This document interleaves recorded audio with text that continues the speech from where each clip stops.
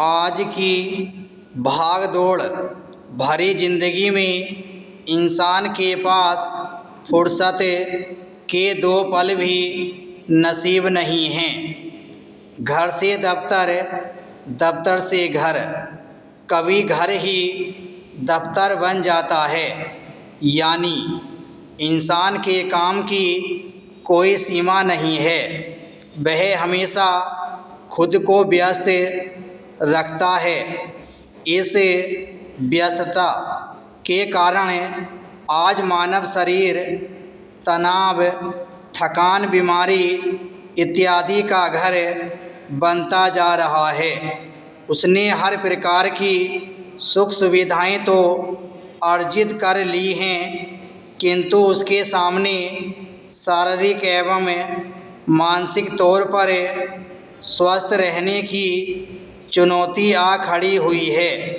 यद्यपि चिकित्सा एवं आयुर्विज्ञान के क्षेत्र में मानव ने अनेक प्रकार की बीमारियों पर विजय हासिल की है, किंतु इससे उसे पर्याप्त मानसिक शांति भी मिल गई हो, ऐसा नहीं कहा जा सकता। तो क्या मनुष्य अपनी सेहत के साथ खिलवाड़ कर रहा है? यह ठीक है कि काम जरूरी है, लेकिन काम के साथ साथ स्वास्थ्य का भी ख्याल रखा जाए तो यह सोने पे सुहागा वाली बात ही होगी। यूँ भी कहा गया है कि स्वास्थ्य ही धन है। यदि व्यक्ति स्वस्थ न रहे तो उसके लिए दुनिया की हर खुशी निरर्थक होती है। रुपये के ढेर बैठकर आदमी को तब ही आनंद मिल सकता है जब वह शारीरिक रूप से स्वस्थ हो।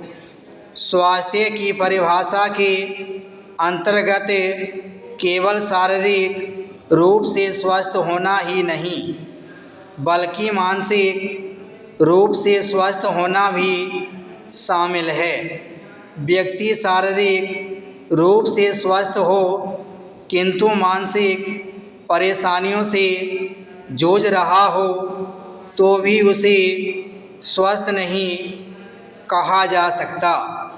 उसी व्यक्ति को स्वस्थ कहा जा सकता है जो शारीरिक एवं मानसिक दोनों रूप से स्वस्थ हो।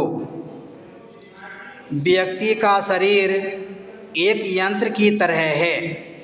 जिस तरह यंत्र को सुचारू रूप से चलाने के लिए उसमें तेल, ग्रीस आदि का प्रयोग किया जाता है, उसी प्रकार मनुष्य को अपने शरीर को क्रियाशील एवं अन्य विकारों से दूर रखने के लिए शारीरिक व्यायाम करना चाहिए।